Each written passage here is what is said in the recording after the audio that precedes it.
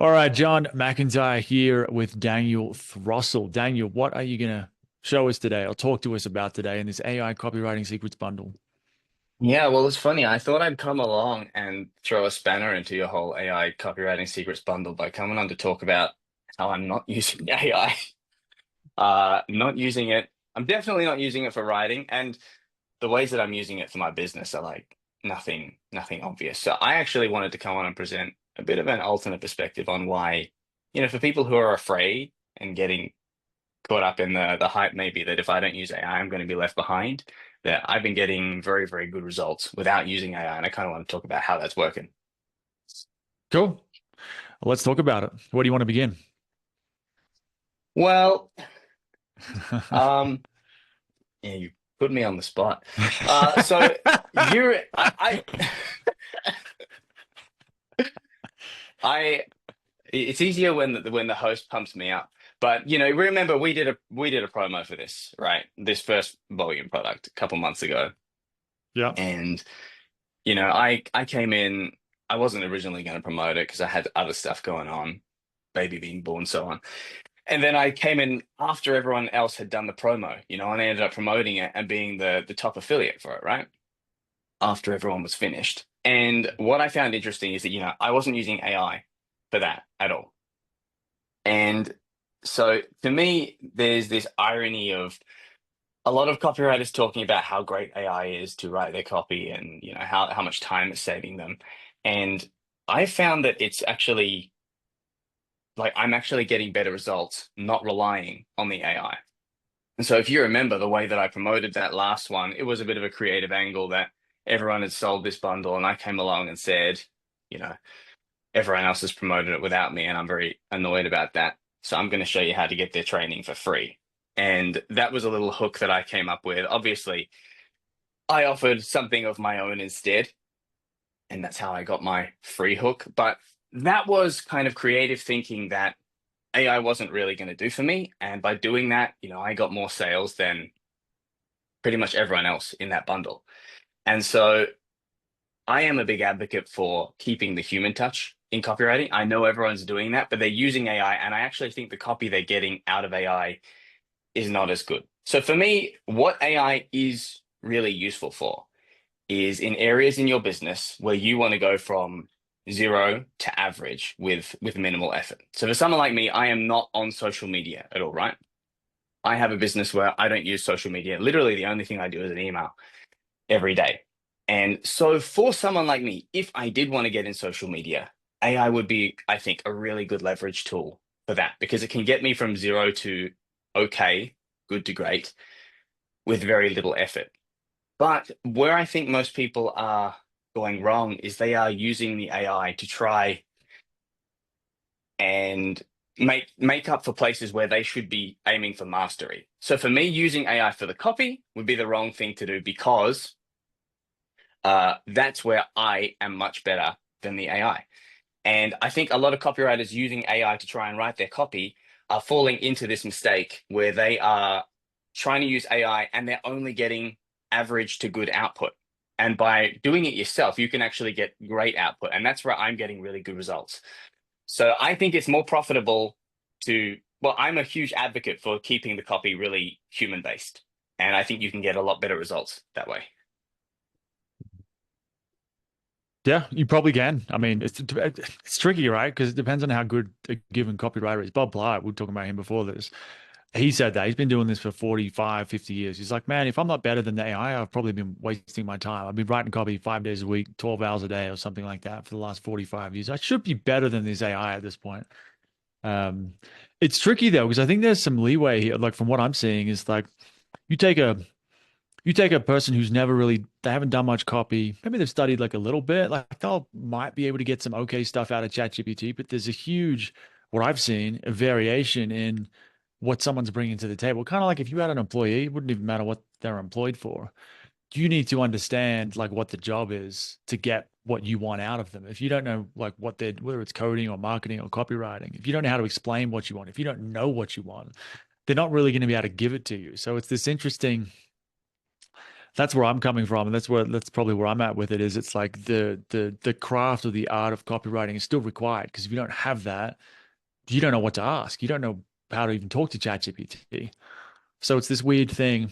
I mean, I don't know. It'd be interesting to see like a head to head of someone who's like really good at the AI aspect, and then someone who's just like a natural copywriter, and put them head to head. And that, yeah, I completely agree. And to me, is kind of what I've been doing for the last couple of years. So within the copywriting industry, you have a lot of people who started implementing AI copywriting in their writing. And what is interesting to me is that over that time, I have still been placing first in every head-to-head affiliate contest I've done. People have the AI available and aren't managing to outsell me. And so what I'm contending is that we have had that split test, and we have people using AI and they're not getting better results than people who are trying to do it all human. Um, I will give an example, and this is something that I think a lot of copywriters are really into. They like AI for using market research. And in one sense, it looks like a really fantastic tool because you can go to the AI, you can ask it questions, and it will give you answers immediately. And you can get it to do all sorts of cool things like write a diary in the day of my prospect, or you can interview the AI and it's going to give you like answers as if you're talking to a real person. And the thing is, it's so easy when you are, especially when you are less experienced as a copywriter, to go to something like this and think, oh my gosh, this is the cheat code. Like, I don't have to go out and talk to people. I don't have to go troll Reddit or something like that, because I can sit here and this thing knows everything and it will give you very convincing results. However, there is a very big difference between something that looks right, especially when you're less experienced as a copywriter, something that looks right and something that actually is right. So the other day, I actually had, I don't think he's in this bundle, but Justin Blackman, and you've done this session with him actually. I did a voice guide session with him. You did one with Justin, I right? I did think something your like that with him a while testimonial, back. Yeah, yeah. yeah, your testimonial was on the page. It was Mm. you saying, "Man, I've learned so much about my voice." So you would know what I'm talking about. And he came to me with this really great voice guide that analyzed my voice and why I was doing things I was doing. I learned so much from doing that process, as I think you did. But I wrote about that in my emails, and someone replied the next day saying, "It's really funny you said that, because I just went and put your emails into AI and it did the exact same thing in 2 minutes." And I looked at it and I was like, "Oh wow, you know, Justin might be in some trouble there if that's really true." Because I spent over 2 hours with Justin doing that. And when I looked at the voice guide it gave me, it looked very right on the surface. But I went through it with Justin, and there were so many fundamental issues in what it had misidentified that you wouldn't know, because the person who sent it to me said, "This is perfect. This is exactly you." And yet I knew many of the things were wrong from having gone through the deeper process with Justin. And my concern, and this is where I think the fundamental error with a lot of copywriters relying on AI comes in, is that they are trusting something that looks right. Because if you ask a copywriter, what are the pain points of copywriters today? It will give you things that look right. It'll say, oh, they're worried about deadlines and, keeping up with increasing client expectations and the pressure of AI. And I know that fundamentally in the copywriting market, because this is a market I know very, very well, I sell to very effectively, yes, they are all good surface pains to talk about, but there are more fundamental things that drive copywriters. For example, the fear that everybody knows something that they don't. Okay, this is something that does not come up when you're using AI to identify pains of copywriters. Okay, but it is one of the single biggest drivers in the copywriting market, is that all the other copywriters know something I don't, and I am an imposter. And that's the driving fear at the heart of almost every single copywriter. And in many ways, like this product we're doing right now leverages that to sell, because the AI angle is just one take on that. And I'm not saying that's wrong at all. We're copywriters and we know that's the right thing to do to sell it effectively. But that is one manifestation of that angle, that if you don't know what all these other pro copywriters know, you're going to be left behind. So really, you see how that is playing on that deep angle. That kind of angle doesn't come up when you ask AI to really analyze the fears of the copywriting market. It gives you things that look right, but they're shallower. They're not the real deep fundamental reason. That's just one example. And, I don't want to give them all away because, it's kind of a competitive edge for me to know what they are. But it's the same in it's the same in every market. that it will give you things that if you aren't really well versed in selling to that market, you look at that and think, oh yeah, that makes sense. And you can write copy based on that. And it looks like a good email, but it's missed the really big idea. And so this is one reason why I actually fundamentally disagree with the premise that, oh, it can actually be a helpful thing. I honestly think I'm getting better results because I don't use it for anything. I don't use it for the research. I don't use it for the ideation, and I don't use it for the copy. And I think that's, where I'm coming in different to even someone like Bob. And I have a huge respect for Bob. He was one of the first people I studied. And, I like the fact that he's staying away from the AI. But I mean, I think you mentioned he's still using it for ideas or something. And that's where I don't even use it for something like that. So I am convinced that there is a path forward for copywriters who don't really want to touch the AI at all. And I kind of want to give hope to people like that. What do you think about, I mean, Doubt in your eyes. one objection that some people are going to have is like, well, and this is something I think about. It doesn't really matter where it is right now. Like maybe right now it can't do the things he was talking about. But the rate of development on these things is so fast and it's advancing so quickly. So some people will be like, well, it's only a matter of time. Maybe you can't do that shit right now, but 3 months from now, 1 year from now, 2 years from now. Yeah.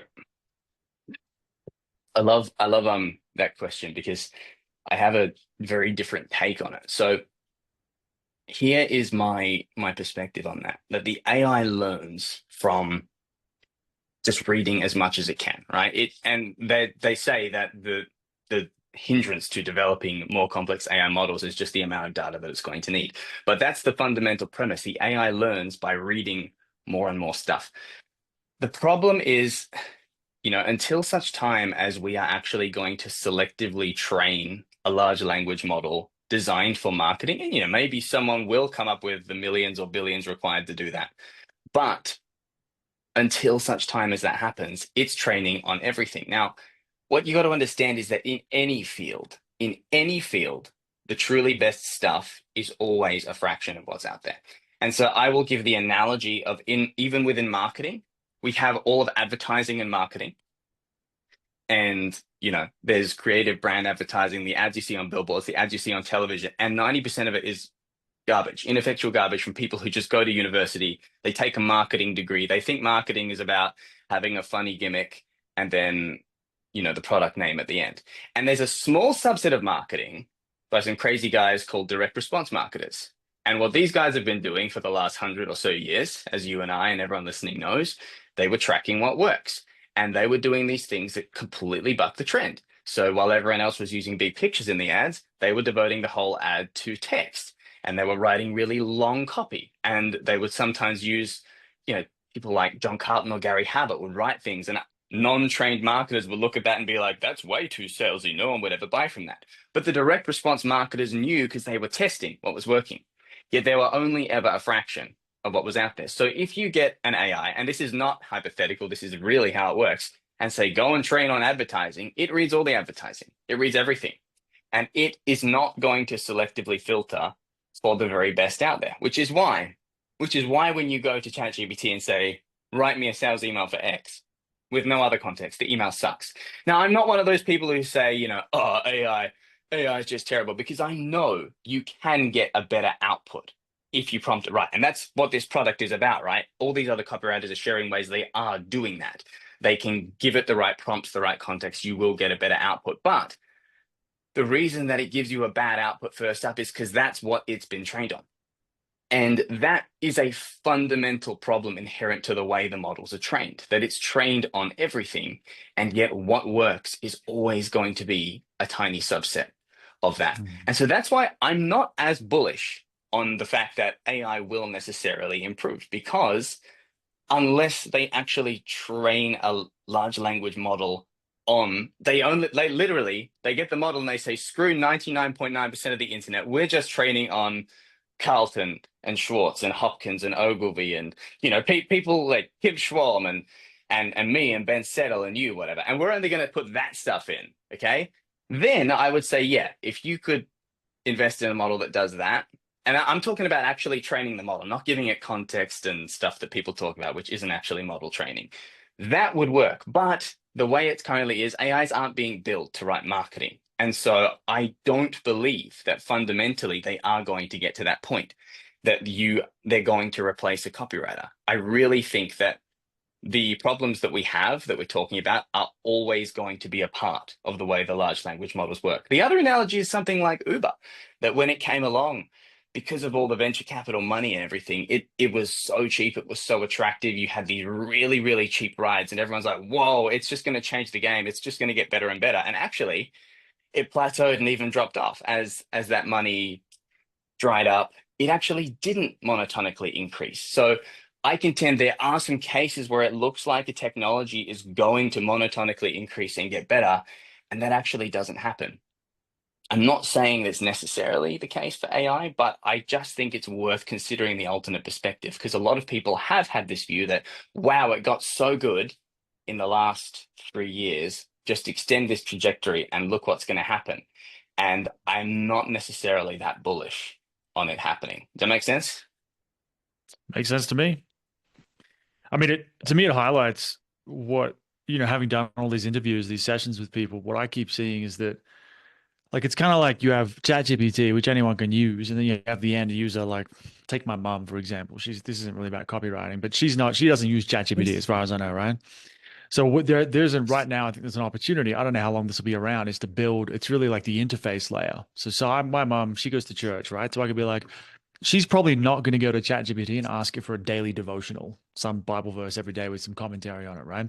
But I could create a custom GPT, or even they would call it like a GPT wrapper, which essentially does that for her. And then she would then be able to use the AI and would have my prompting within it, as well as the interface that I wrap around it. And then she then starts to get the value from the AI. And so all of that is just to say that what I'm seeing in these conversations is that the real value is in knowing. I mean, you're sort of taking a step further. The real value is knowing how do you actually get what you want out of it. So I think this is what you're saying, that this might not work, but you could theoretically go and get Gary Halbert and John Carlton and David Ogilvy's, all those sales pages, convert them to text, ads, whatever, put them into a custom GPT or put them into Claude or something like that, and then tell it to run just based on those ideas, which it'll do that. I think you are right there. Like, it is running on the LL, like hasn't really been just trained on that stuff, but it gets you closer to that. But that's just the like what I'm seeing is we're highlighting or coming at it from different angles. That the real challenge is how do you get what you want out of it? And you're saying you might not be able to because of these reasons. Look, I want to clarify something. Like, I am saying you can get good output from the AI. And this was the point I tried to make earlier. I probably didn't articulate it as clearly as I wanted to, which was AI is a fantastic tool for getting good output. And I'm using good on a scale there of, like, terrible, bad, average, good, and then great and excellent. Okay. So let's say AI is very good at getting good output. Now, that's okay. Remember, the model I was saying was AI is a fantastic tool to use in any areas of your business where you need to go from terrible to good with very minimal effort. For some businesses, good copy may be enough. And I say good again because good is not great or excellent, but it's good. And so for someone like me, if I wanted to get on social media, good copy would be enough, because currently I'm not there at all. And going from not there to good with the minimal effort of an AI would be very, very easy and a huge win for me. I personally just don't like social media, but that's where it would be an opportunity. For another business, they might be on social media. They might be doing social. They might have a really, a creator, for example. They're on Instagram, YouTube, whatever. They've got no email list. And for someone like them, ChatGPT copy, like, they're not sending emails at all to their list. And suddenly some copywriter comes along, they don't really know how to write copy, but they're literally just acting like an entrepreneur. And they're just saying, hey, I'll take your stuff, put it into ChatGPT and get an email for you, and we'll send it out to the list. And that's a big value add to that business, because in the email department of the business, they are non-existent or they're terrible, and AI gets them to good very, very quickly. So I'm not saying AI is never worth using. I'm saying in cases where you want to go from good to great or excellent, and there has to be a point. in your business, if you want to dominate your market, there has to be one area where you are excellent if you want to stand out. So maybe it's your email list. Like for me, that's what I'd argue. I'd argue that my emails are excellent, like, best in the industry. I'm just going to brag there because, I'm constantly winning these affiliate contests. But my social media game sucks. My YouTube game sucks. It's non-existent. My LinkedIn game sucks. Okay. But I go for mastery in one channel. And what I'm seeing is that a lot of people who are trying to make email their focus are then reverting, or sales letters, for example, they're using the AI to do that. And they're not realizing that that is going to really cap their output at good at best. Now, if you have a really good copywriter behind it, maybe they come along and they bump it up even better. But ultimately, it's the same thing, that the copywriter is the most important thing behind it. And this is, again, the point I'm trying to get to people who are really worried about the AI. If you are focusing on actual copywriting mastery, it doesn't really matter if you know how to use the AI or not. Could I use an AI to maybe speed up my output? Like maybe. I haven't had great results with it. It slows me down, honestly, trying to write copy with it, but maybe you could. But to me, there's a few. I actually have five fundamental areas where I think it's worth copywriters really drilling down onto, because they are, in my view, either going to be slow or impossible for the AI to beat you at. And they are, number one is hooks, right? Hooks are something that the AI just, again, it does good. It does good. I'm not saying it sucks. It's good. It does good hooks. If I go to my mother and she started a business, she'd be terrible at making hooks. AI would make some good hooks for her. And I'd be like, Mom, that's great for you. Better than nothing. But it's only good. Okay. And it's like the reason I won the Volume 1 promotion so convincingly after everyone else had finished, is because I had a brilliant hook, which was get everyone else's AI training for free. That was a brilliant hook. It wasn't a good hook. A good hook was how everyone else sold the product. 10 copywriting experts sharing their best tips. I had to have something better to win.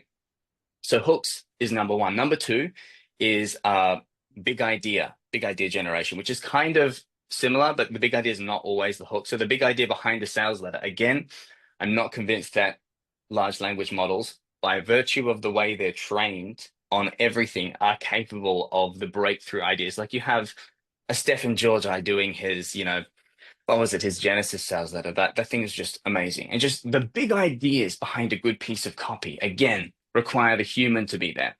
And you're not going to learn that by sitting there and playing with AI. You need to be studying the books, practicing your copy chops. This is something that learning AI is not going to help you with. Okay, so hooks, big ideas. The third one is real life storytelling from real experiences. Obviously, AI can't do that because it can't be real. It can't live your life. And that's not that AI couldn't do that. If AI could walk around and put it into a robot, yeah, it could tell the stories, probably even better than a lot of people, but it can't have the experiences. So when I show up to my list, or when you show up to your list, or Chris Orsi showed, I'm sure Chris talked about this in his interview, I'm sure, that, if I write about what happened this morning, a conversation I had this morning with my wife, it creates intimate human connection with my readers that the AI can't have. Now, I'm not saying the AI couldn't write the story, but it didn't have the experience. And so the readers can't have that relationship with it. So you got hooks, you got big idea generation, you got real life storytelling from real experiences, building a real relationship with an audience. An AI can't do that because it's an AI. People inherently don't want to consume AI content.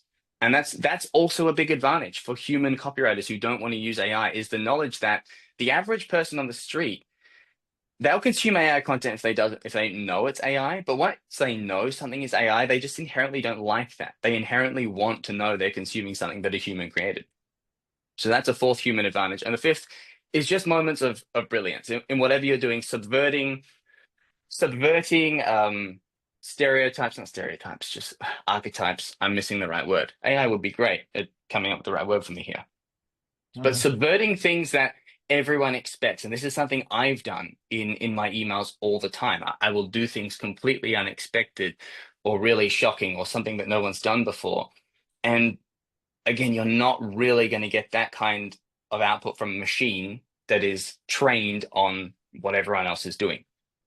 So there are areas of leverage, I think, for copywriters who don't really want to buy into the AI hype. And again, I'm saying it's a great tool. There are times for using it, but I really believe there are better results available for the times you realize that you can actually be more powerful than the AI. And it's by doubling down on those things that I've talked about there, actually, like hooks and storytelling and so on. Like you might recognize that's kind of the elements of my brand. That's how I really do it. I come up with really good big ideas, write great hooks for my promos, and I have real life storytelling all the time. And so that's why I'm saying how I'm running this AI free business, basically. Like I am using AI, but it's just for this small, dumb stuff. It's like, help me write a writing assignment for my kid, or just, what's just asking it questions like Google. I'm not using it in any business capacity, really. And, that's kind of the point I've been trying to get out. Mhm. What do you think? I'm just playing devil's advocate here. I feel like that's my job, just to ask challenging questions. But Mm. what if you take the hook, the big idea, the storytelling? Because I look at it like that way. Like I'm like, if I can come to AI, for example, and be like, hey, here's this thing that happened to me today. It was kind of funny. Give it some details. Sometimes, man, it's like spat stuff out back at me. I'm like, that is amazing. But it required me coming to it with the story or with the hook or whatever you want to call it. But then it comes out, I'm like, that was incredible. Like it doesn't happen every time, and it's not consistent. It does require it's heavily dependent on what I'm giving to it. So I guess it's that. Like if you're still doing. That's why it's like it's not that AI is going to do it for you, but it's that you're a crucial part of this of having a sense of what is a good hook, what is a big idea, what is a good story, and then you bring that and you massage it with AI. How does that sit with you? That's just totally fine with me. And my answer to that would be, that's brilliant. But like in that case, why do you need to learn AI prompts or secrets from anyone? Like if you know better than the AI, then you're already in the point where it is just kind of this subservient helper to you. And I think a lot of people who are trying to get AI to do stuff for them are doing so because they don't have that skill. Someone like you, like you're the autoresponder guy. I used to read Mm, your stuff when I was starting out as a copywriter. I'd be like, man, I wish I could be like John one day. Okay, so you obviously have that level of competence. And I think the difference here, but like you and I can talk about it, we could use the AI like that. We could also get by just fine without the AI. And the difference is a lot of people are approaching it saying, I don't have that ability. So, I'm going to learn how the AI can do it for me. And, you know, to be blunt, mm, that's why a lot of people are buying a product like this. They're like, oh, gee, I can't do that. So I wonder if this product will tell me how they're doing it. And one of the issues I've always had with that, and a lot of people who sell, I mean, this is a good product. This is like $97. Like, that's a great price point. You're making so much knowledge available for very cheap. The early days of ChatGPT, like, there were a lot of people selling this stuff for $1,000, and really, fundamentally, what they were doing, it's like getting this bodybuilder who's been lifting weights for 40 years.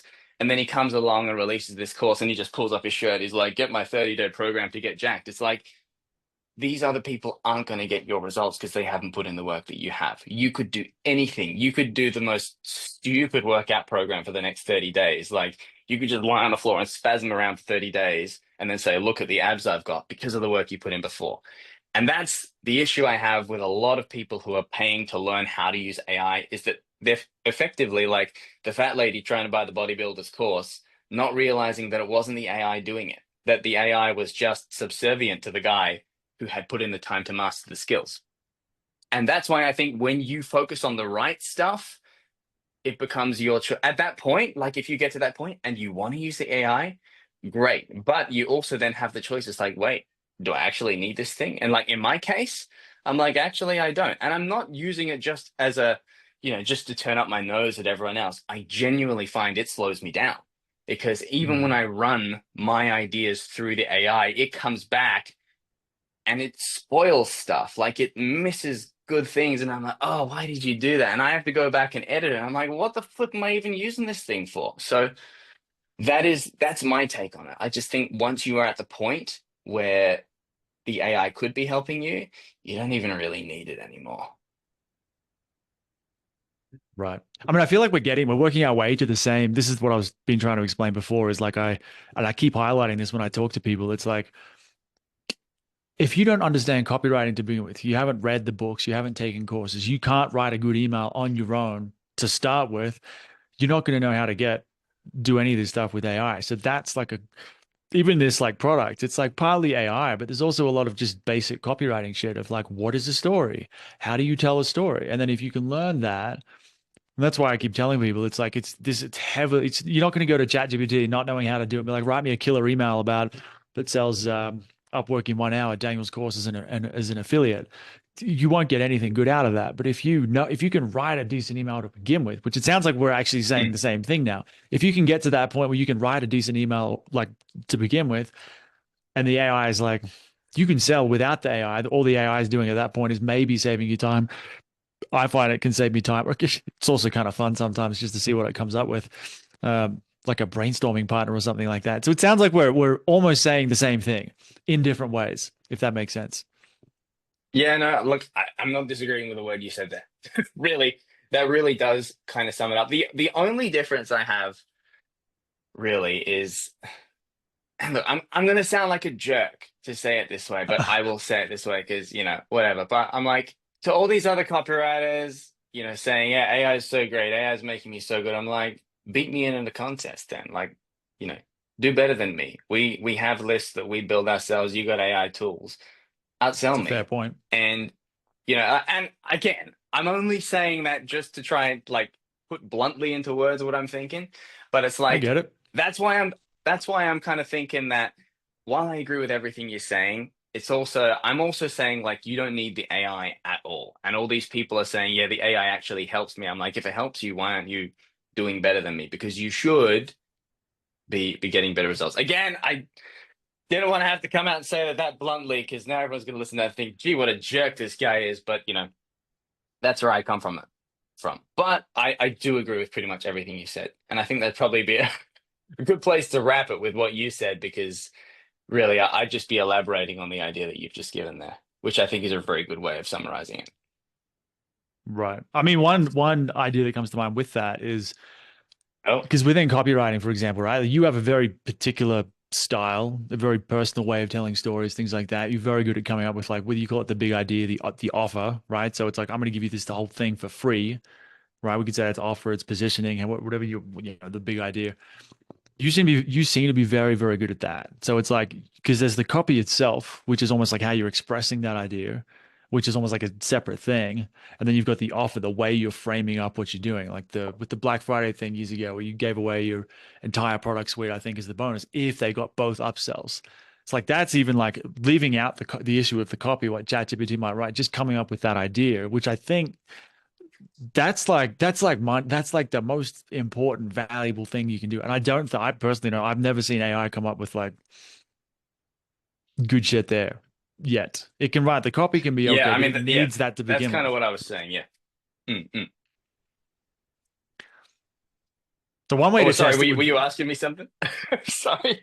I mean, I don't know where I'm going with this. One way, because one way, if you wanted to test like the copy, is to take an email that you write, right, write it by hand, and then get AI to write its own version of that, and everything keep the offer the same, and then you send that out, and then you can compare them A to B copy Okay, wise that I way. I missed making this point. I missed making this point, which I intended to. I actually kind of missed it because you you kind of wrong-footed me in the first question. You're like, "What are you going to talk about?" I didn't know that's how we were going to start. But okay, what I was kind of threw me. So one thing that a point I didn't make is that all these lists where people have tried things like that, right? Like I've seen copywriters they did a promo where it was just the AI writing, or they don't even tell people. Like they just run the whole promo with AI emails and they're like, that was all written by the AI, ha ha ha.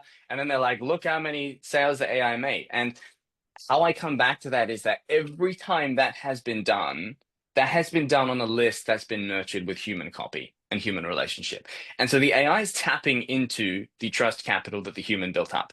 That can't go on forever because as soon as your audience tweaks that, hey, this is an AI writing to me, like they will tune out. You will lose relationship capital and your sales pitches will become less effective. So even if I did that, and I have, there are a few times I've written an email with the AI just as a fun gimmick or something, like it was the AI writing and not me. And even if they make sales, it's because they're coming from me.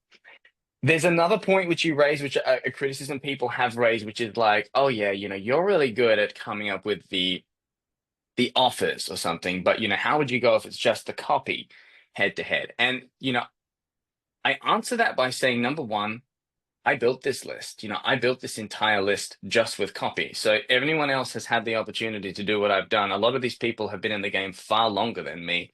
They've had time, they've had an advantage, they had a bigger brand than me. So they could do what I've been doing just with copy. Secondly, ultimately, all I've ever been selling are info products. I've never sold anything other than info products. And when you think about it, an info product is the ultimate in fabricating value from nothing. It's literally just words and ideas. And for people who say to me like, oh yeah, but you offered a $1,000 course as a bonus for this $50 product. Well, I've never done that, but let's just say they did. I'd be like, yeah, but how did I make my audience value that as $1,000? Because I've seen a lot of marketers say, you get this Good point. $997 value for free. And their audience are like, bull dust. That's not worth $997. So what that criticism misses is the copywriting skill required to make someone believe something is worth $1,000 and that you're getting it for free with this $50 product. And that's a criticism people miss because it's like, I'm only doing that with copy. I don't have any mind control powers. I'm not tapping into people's mind or pointing a gun at their head and saying, value this as $1,000. I have to achieve it with copywriting. And so this is the contention I've been trying to get at, is that I don't think AI is capable of doing that. And I actually think it's a hard limit. Like, it won't get there. I don't think in 10 years you'll see the AI managing to do that. And I appreciate that you gave me the compliment saying it. You've never seen an AI do that kind of offer thing. And that's what I was getting at with my list of 5 things under big ideas. That's kind of what I meant. The way that I frame and position offers, that's something, like you said, it's sometimes even far more important than the copy. And yet the AI can't do it. So honestly, yeah, I would say you're right. Like, a huge amount of my success has been my ability to frame offers in a better way than my competitors. And so if AI is that great, like why aren't they using the AI to do it? And the answer is, as you said, the AI can't do it. So again, that's just what I've been trying to say, is that there's no point. I could not go to AI and get better results, is my thing, because AI is operating at good level, and on that, I'm operating at excellent level, okay, with my offer creation ability. So if I go to AI and be like, hey, what do you reckon about this offer structure? Well, we know what ChatGPT will say, to be like, man, that's killer. That's a really That's the great best thing I've idea. ever heard. Yeah, it's freaking, I could come with the worst idea I've ever said. I'd be like, ChatGPT, what do you reckon about this offer? It's like, whoa, people are going to go crazy for that. And then if you run the probe, it'll be like, yeah, ChatGPT, that bombed. It'll be like, yeah, of course it bombed, because here's what we didn't do. It's like, why didn't you freaking tell me that first?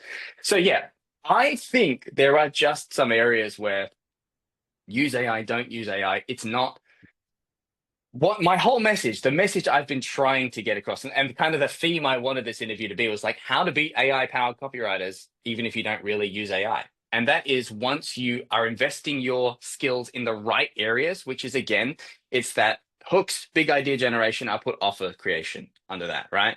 Real life storytelling from real experiences, building a real relationship with your audience, and just moments of genius. If you can double down on any of those areas, you are still untouchable. And I argue you get better results. You're not going to see the same results. Like, you actually beat the AI powered copywriters, because the AI powered copywriters, people who are running their ideas through AI without realizing it, are putting that good filter over what they're doing. So you could put brilliance in, and it's actually kind of watering it down a bit, is my contention. That's why I think I'm getting better results by not even running stuff through AI at all. Fair enough, man. I do not disagree with pretty much all of it, you know, Good. Well, yeah, and which I is don't another really way of disagree saying I with what you're basically saying. agree. Convoluted way of saying, yeah, cool, man. I get it. I'm with you. But I hope, my goal, like I said, was for people listening to this just to have an alternate perspective, and just when there's so much worry that if I don't use AI, I'm going to be left behind. I'm not against using AI. I think it's just a great tool, and there's a lot of copywriters who will benefit from it. People who don't have fluent English, like, what a godsend it is. Just be like, correct the, non-native copywriters. How amazing for them to be like, here's my copy. Could you just please, don't screw around with the argument. Just make the English fluent.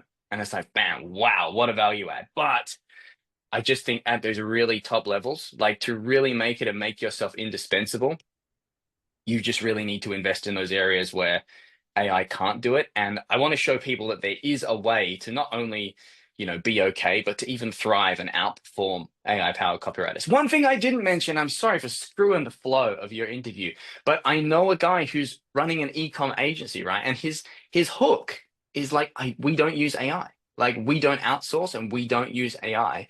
And we write every email. We're humans and we'll get on the phone, we'll text you, we'll have a real relationship with you. We write every word ourselves. Okay. And that angle is working really, really well for him. I actually interviewed the guy for my newsletter last month. So again, this is a real practical use case for copywriters out there that I'm not just saying they're not be like, oh well, I'm not as good as Daniel, so what good is him pontificating about how to be better than AI? It's like there is a space there for people who aren't using AI to say, I don't use AI. And some clients are like, that's what I want. Like, I actually would rather you don't use AI and I'm willing to pay you more. Like, it's kind of like a premium positioning for some people. So I'm just trying to show people there's another way. Again, I think the concept of this product is great. The idea of learning what everyone's doing with AI, but I also want someone to be able to walk away and think, even if I don't use it, there's still a place for me in this industry. I think that's a beautiful note to end on. So if people want to learn more about you, where's the best place for them to do that? No social media. I mean, you've just got your website, I'm guessing. Yeah, it makes it easy. Just persuasivepage.com or just Google me. And yeah, you can experience the awesomeness that is my emails. You can experience why I win all these contests. Yeah. I'm looking forward to cleaning up on this affiliate contest too. You're gonna have to do it now, man. Famous last words. All right, I'll have a link to that on the download page. And well, that's it. Thank you for doing this. Well, again, I managed to hit like 50 minutes, which is the kiss of death, as I was saying.